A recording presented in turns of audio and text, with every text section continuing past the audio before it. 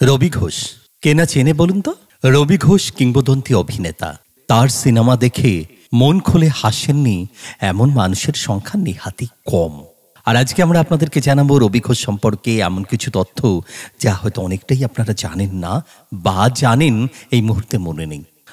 নমস্কার, আপনারা দেখছেন হ্যাপি সানরাইজ পডকাস্ট, আর আমি রয়েছি আপনাদের সঙ্গে, আপনাদেরই বন্ধু অপূর্ব রায়। আর আজকে আপনাদের জন্য রয়েছে রবি ঘোষ, কিংবদন্তি অভিনেতা। আদালতের চাকরি ছেড়ে দিয়ে চলে এসেছিলেন সিনেমার পর্দায়। ভাগ্যিস এসেছিলেন। বাংলা সিনেমা তার অভিনয়ে দিনের পর দিন সমৃদ্ধ হয়েছে। কখনো কোনো বাধা তাকে দমিয়ে রাখতে পারেনি। ছিলেন পেশাদারিত্বের এক জলজ্যান্ত উদাহরণ। একদিন ঠগিনী ছবির শুটিং ফ্লোরে পৌঁছাতে একটু দেরি হয়েছিল। দুপুরে লাঞ্চ ব্রেকের আগে পর্যন্ত কাজ চলেছিল একটানা। প্যাক আপ হয়ে যাওয়ার পরে ইউনিটের সবাই জানতে পেরেছিল সেদিন সকালেই মাকে দাহ করে তবে তিনি কাজে এসেছিলেন। সেদিন তার জন্মদায়িনী মা এ পৃথিবী ছেড়ে চলে গিয়েছিলেন। একজন জাত শিল্পীর পক্ষেই বোধহয় এটা সম্ভব। মাকে দাহ করে এসে সেটে ঢুকে সঠিক অভিনয়ের মাপকাঠি, অভিনেতার পরিচয় দেওয়া, অভিনয়ের মধ্যে নিজেকে অপার করে দেওয়া, নিজেকে সম্পূর্ণ উজাড় করে দেওয়া। 1959 সাল, বছরের শেষ দিন। উৎপল দত্তের পরিচালনায় মিনার্ভা থিয়েটারে লিটল থিয়েটার গ্রুপ নিবেদিত অঙ্গার নাটকের প্রথম শো ছিল সেদিন। সেদিন থেকে শুরু করে নাটকের শেষ রজনী পর্যন্ত সেই নাটকে অভিনয় করেছিলেন রবি ঘোষ। অঙ্গারের জন্য 1960 সালে উল্টোরথ পত্রিকা তাকে দিয়েছিলেন মঞ্চ অভিনেতার শ্রেষ্ঠ পুরস্কার। প্রথম শোয়ের 5 দিন আগে 25শে ডিসেম্বর তার বাবা মারা যান। তার পেশাদারিত্ব এমন একটি পর্যায়ে ছিল যে ব্যক্তিগত সুখ দুঃখ সরিয়ে রেখে বরাবর তার নিশা পেশা অভিনয়কে সামনে রাখতেন, অভিনয় করতেন। এইটাই তার অপরাধ ছিল। আর এই অপরাধে বহুবার তাকে বাড়ি থেকে বের করে দেওয়া হয়েছিল। তবে সেই সব করে কি আর অভিনয় বন্ধ করা যায়? বন্ধুমন নামে একটি নাটকের দল গড়ে মহড়া দিতেন আশুতোষ কলেজের ছাদে। ছেলের অভিনয় করা বাবা জিতেন্দ্রনাথ পছন্দ করতেন না। প্রায়ই স্ত্রী জ্যোৎস্না রানীকে বলতেন, রবি অভিনয় কইরা সময় নষ্ট করে কেন? তোমার বোলারে কইয়া দিও ওই চেহারায় অভিনয় হয় না। সে ছিল দুর্গা দাস বারুজ্জে, হিরোর মতন চেহারা।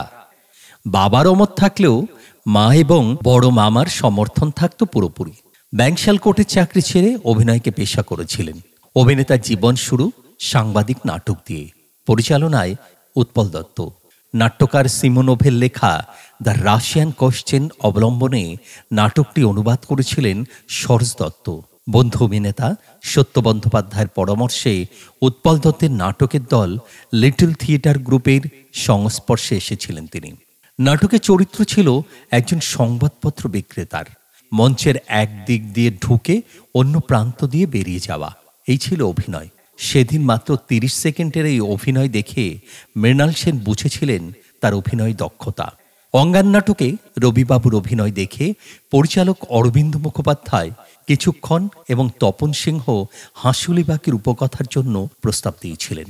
তপন সিংহ তো রবিকে শুধু কমেডিয়ান হিসাবে দেখতেন না, দেখতেন চরিত্র অভিনেতা হিসাবে। তার কথায় গোটা ভারতবর্ষে রবির মতন অসামান্য ক্ষমতা সম্পন্ন চরিত্র অভিনেতা বাস্তবিক খুঁজে পাওয়া কঠিন। হাঁসুলিবাকির উপকথার পরেই প্রস্তাব আসে সত্যজিৎ রায়ের অভিযানের জন্য। আর থেমে থাকতে হয়নি রবি ঘোষকে।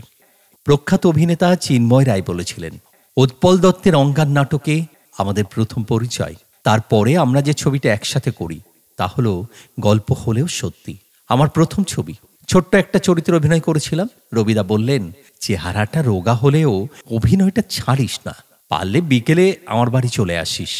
সেই যে রবিদার বাড়িতে ঢুকলাম, সেই ঢোকা চালিয়ে গিয়েছিলাম শেষ দিন পর্যন্ত। দাদার কালীঘাটের বাড়িতে জমিয়ে আড্ডার সঙ্গে সত্যজিৎ রায়, বিদেশি নানা ছবির গভীর আলোচনা হতো। পরিচালক সত্যজিৎ রায়ের সুযোগ্য পুত্র পরিচালক সন্দীপ রায়ের কথায় রবি কাকা এমন এক মানুষ ছিলেন যিনি প্রায় আমাদের পরিবারের একজন হয়ে উঠেছিলেন। 1962 সাল থেকে আমাদের পরিবারের সঙ্গে পরিচয়। বাবা প্রথম দেখেন উৎপল দত্তের নাটকে। উৎপল দত্ত পরিচালিত মেঘ ছবিতে রবি কাকার অভিনয় দেখে মুগ্ধ হয়ে যান। তাই বাবা ওকে নেন অভিযানের এক অদ্ভুত চরিত্র রামায়, যা দর্শক কোনোদিনও ভুলবে না। বাবার বিভিন্ন ছবিতে রবি কাকা ফিরে ফিরে এসেছেন নানা চরিত্রে। অনেক ছবিতে ছোট ছোট চরিত্রে অভিনয় করেছেন। কি অসাধারণ তার অভিনয় বিশ্বাস! এ কথা শুধুমাত্র সত্যজিৎ রায়ের সুযোগ্য পুত্র সন্দীপ রায়ের নয়, সমগ্র বাঙালিদের। রবি ঘোষ ছিলেন বাঙালি মনের মণিকোঠায় সযত্নে লালিত হওয়া এক অভিনেতা। আমরা বাংলা চলচ্চিত্রে প্রতি মুহূর্তে তাকে চোখে হারাই। রবি ঘোষ আমাদের মধ্যে আজ হয়তো নেই, কিন্তু তিনি রয়ে যাবেন বাংলা সিনেমা, বাংলা চলচ্চিত্রের সেই তারকাখচিত সিংহাসনে। রবি ঘোষ।